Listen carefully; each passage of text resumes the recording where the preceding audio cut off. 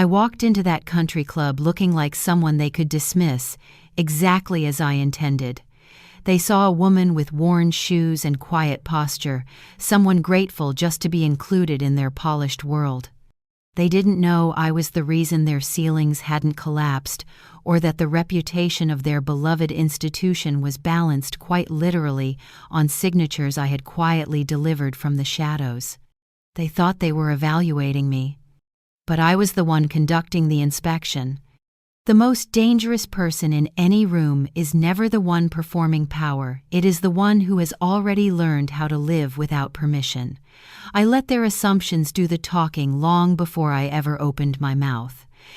People reveal their truest nature when they believe you have no leverage, no voice, no bite. They believed they were welcoming me in. They had no idea they were walking into a test. But before the reckoning at that manicured table, before the smile in my silence became a mirror, they couldn't escape there was a morning like any other. A morning where I made a decision that would undo everything they thought they understood about class, control, and consequence. The herbs on my balcony always stir before anything else: basil, rosemary, mint, resilient things that survive quietly, ignored until someone needs their flavor. The wind moves through them gently, bending them without breaking, as though nature itself is reminding me that endurance often wears the face of fragility. I stand at the threshold with a mug warming my palms, watching the skyline hold its breath before morning noise resumes its performance.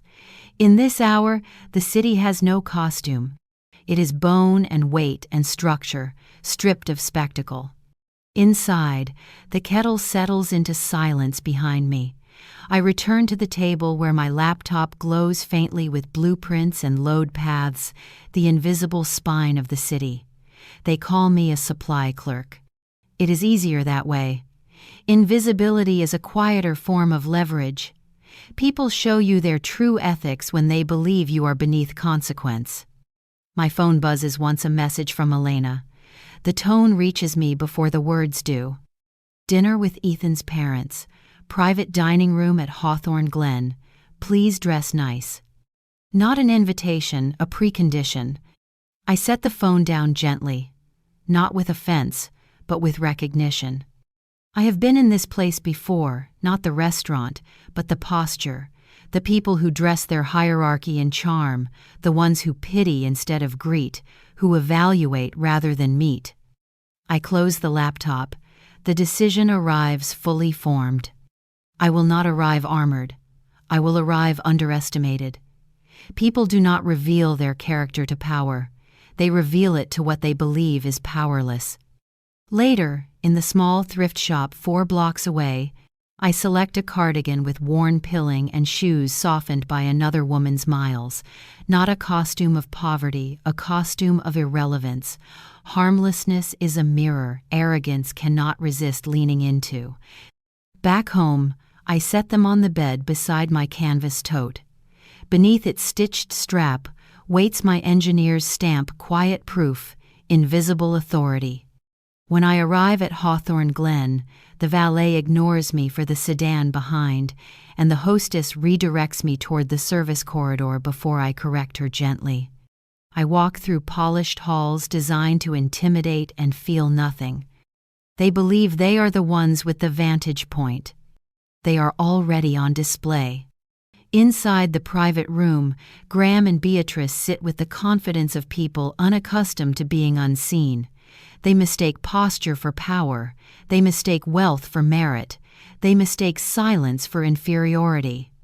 They do not realize they have already told me everything. The evening begins with helpful ordering, gentle guidance, and curated pity disguised as graciousness. But pity is never kindness, it is hierarchy dipped in sugar. They do not ask about me. They audit me. They do not welcome. They assess. It does not escalate when dessert arrives. It escalates long before, in the language of assumption, the economy of dismissal, the choreography of who is considered worthy of full humanity. And then Beatrice smiles that sweet surgical smile and makes her offer. A small monthly allowance. To help me. On the condition that I remain less present, less needing, less visible. Not charity containment. Not kindness removal. Not inclusion boundary disguised as care. I raise my glass and quietly ask the only question that matters. How much is my disappearing worth to you? The silence that follows is not hesitation. It is recognition theirs, not mine. The collapse has already begun. They do not answer immediately. Beatrice attempts poise, but underneath it her certainty has begun to flicker.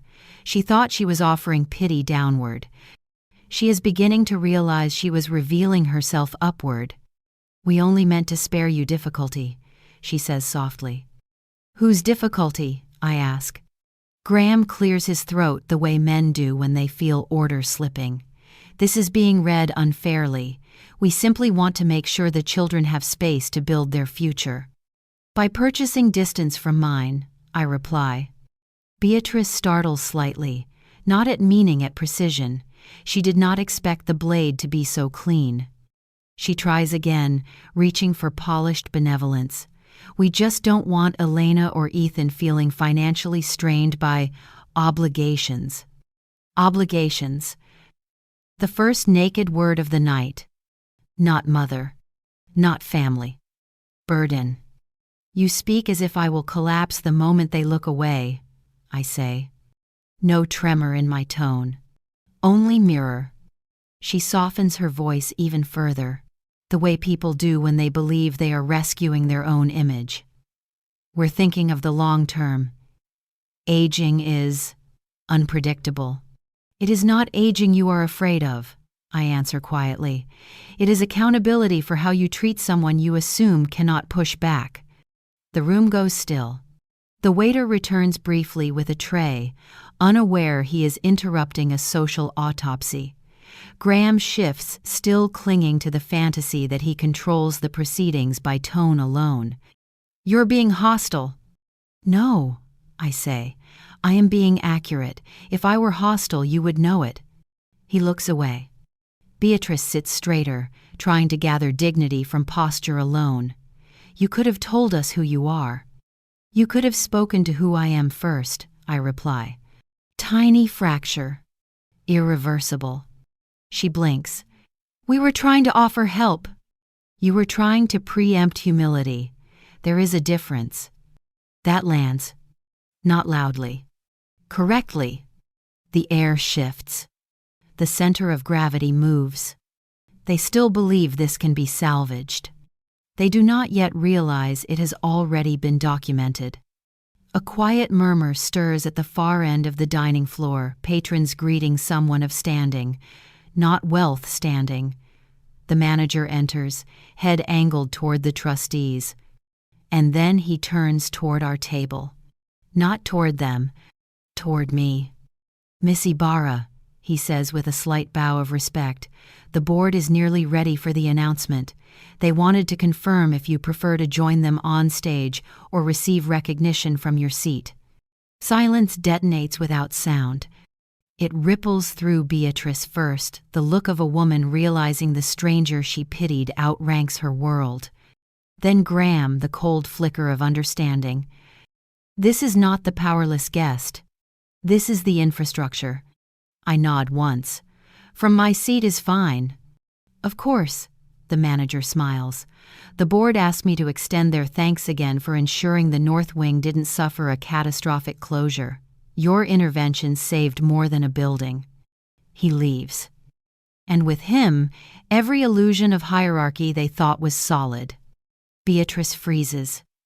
You oversaw the restoration? I designed the load distribution that kept it from buckling, I answer. Graham's jaw works, breath shallow. Not because he respects me, because he realizes he miscalculated the only thing he worships, control. He searches for footing. Then why? Why didn't I flaunt it? I finish. Because credibility is not a performance. It is a structure, and character is a stress test. He goes still. A bell chimes. The trustees appear in the doorway. Ladies and gentlemen, tonight we recognize the benefactor whose engineering review and anonymous contribution preserved this historic wing. Heads turn. Miss Mara Ibarra.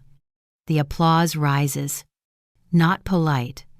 Not ornamental. Earnest. Genuine. Witness. No one is looking at the Whitlocks. Not one.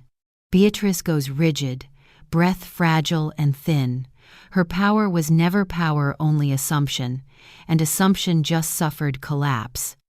Now they do not see a poor guest. They see the unseen architect of the room they're sitting in. The applause fades, but nothing resets.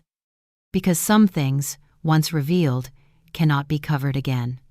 The table no longer feels like theirs. Power has moved not loudly, but permanently. Beatrice attempts recovery through etiquette, the last refuge of unmasked superiority. "We must have misunderstood you," she says thinly, strangled grace clinging to each syllable. "No," I reply. "You understood exactly who you were speaking to. You simply misidentified your audience." Graham inhales slowly. "I don't see why this has become adversarial." "Because you turned judgment into policy," I answer, "and now you're facing the inventory." He flinches at the word inventory because it tells him this is no longer personal, it is audit. He reaches for authority again. If there were concerns with our firm, they would come through official review channels. "They already have," I say. "The substituted bolts on Harbor Tower? A 307S where a 325S were required. You signed off on the supplier variants." His face drains. That knowledge was not public, not yet. "How do you—" "I know because oversight is not reactive," I reply. "It is preventative, which is the difference between stability and collapse." Something in him buckles. Not reputation. Certainty. Beatrice looks between us, panic dawning too slowly to be useful. "Is that dangerous?" "It's catastrophic," I say. "Small failures go unnoticed until weight exposes them. Then collapse is instantaneous." Her breath catches. She does not realize I am no longer talking about steel. Graham leans back, calculations dying behind his eyes. "Are you threatening us?" "No," I answer. "Threats are speculative, consequences are structural. They do not wait for permission." Another silence, not hollow, not tense, simply true. Elena watches her parents not as a daughter seeking approval, but as a woman finally seeing the architecture of their behavior from above instead of beneath. She speaks quietly, but firmly. "You didn't come to meet her. You came to measure her." Beatrice stiffens. "We were protecting you." "No," Elena says, a calm finality forming in her voice. "You were protecting your hierarchy." That is the real break. The generational one. Not rebellion, liberation. Graham tries a final pivot to control. "You can't speak to us this way. We are still your family." "No," Elena answers. "We are blood. Family is something else." Beatrice turns to her son for rescue. "Ethan." But Ethan says nothing. Because silence, when honest, is confession. I fold my napkin slowly. "You believed I needed your approval to stand. Now you see I don't require your permission to remain standing." Beatrice exhales like a structure losing load capacity. "Then what do you want from us?" "Nothing," I say. The word lands like a bell. Not cruel. Irrefutable. "Respect is not a request," I continue. "It is a prerequisite." Elena breathes in, rooted now instead of bracing. She reaches for my hand beneath the table, not to anchor herself, but to align. "I won't let them shrink me anymore," she whispers. "Not for their comfort, not for acceptance." "You don't have to," I answer. Because some awakenings are not loud, they are simply final. When we rise from the table, Nothing restrains us. Not expectation, not decorum, not fear. They do not stop us. They cannot. Power they never built cannot be reclaimed by posture. Outside, the night does not feel cold, it feels unfiltered. Elena walks beside me, not behind, no longer orbiting their world. The distance between us and them is not measured in steps, it's measured in sovereignty. She exhales, a sound like unlocking. I feel like I'm breathing for the first time, she says quietly. You are, I tell her. When you stop shrinking, the lungs remember their size. She links her arm through mine. Not out of need, out of choice. We walk in silence until the country club lights are behind us, dimming into irrelevance. The wind shifts through the trees lining the sidewalk, uncurated, unperformed, a world not arranged for judgment but simply existing. She turns to me. All those years I tried to make myself easier for them to accept, she says, and I never once asked if they deserved that access to me. They didn't, I reply. Not harsh. Simple fact. She nods, absorbing it not as comfort but as correction, the kind that frees instead of wounds. You carried yourself with dignity, she murmurs. I carried myself like I was waiting to be admitted. Tonight, you admitted yourself, I say. That is the only doorway that matters. Her silence is not hesitation now, it is anchoring. We keep walking until we reach the street corner opposite the gate. She pauses again, not because she is unsure, but because something in her is finally being allowed to settle. Thank you, she whispers. You don't owe me thanks, I say gently. You owe yourself permission. A tear slips down her cheek, not grief, not fear, relief. I forgot who I was when I kept trying to survive their version of me. You never forgot, I correct softly. You just stopped hearing the part of you that wasn't being spoken to there. The night breeze carries a faint scent of jasmine from a nearby garden, ordinary, overlooked by people who only recognize beauty when it's expensive. Elena turns her face toward it, eyes closing briefly, like someone orienting to a new compass. She breathes differently now with space. You're not angry with me? She asks after a long moment. No, I say. You can't blame someone for living inside a story they were never told they were allowed to rewrite. She nods, slow, deep, understanding. And what happens now? Now, I say, you build your life by alignment, not approval. A faint smile grows at the corner of her mouth, not joy, not triumph, steadiness, identity rediscovered, not bestowed. She slips her arm through mine again, not leaning, not clinging, claiming. We begin walking again, away from the club, away from their expectations, away from ceremony without truth. Behind us, a wrought iron gate closes with a quiet click. Not barring us, losing us. Some doors are never slammed. Some are simply outgrown. Once we are 2 blocks away, she looks lighter not because her past changed, but because she just stepped out of its jurisdiction. It feels like I just woke up, she says. You did. And it feels peaceful. That's what dignity feels like when you return to it, I answer. Not loud, not victorious, just right. We continue down the street, side by side. No choreography, no shrinking, no audience, just forward. Somewhere behind us, the Whitlocks will try to reframe this night in the language of wounded pride. They will call it disrespect, or ingratitude, or overreaction. They will search for a story that makes them the injured party. But none of that matters. Because the truth of this evening is not what they lost. It is what she reclaimed. We turn the corner. The last glow of the club disappears from view. It no longer has anything to keep me out. And for the first time in her adult life, It no longer has anything to keep her in.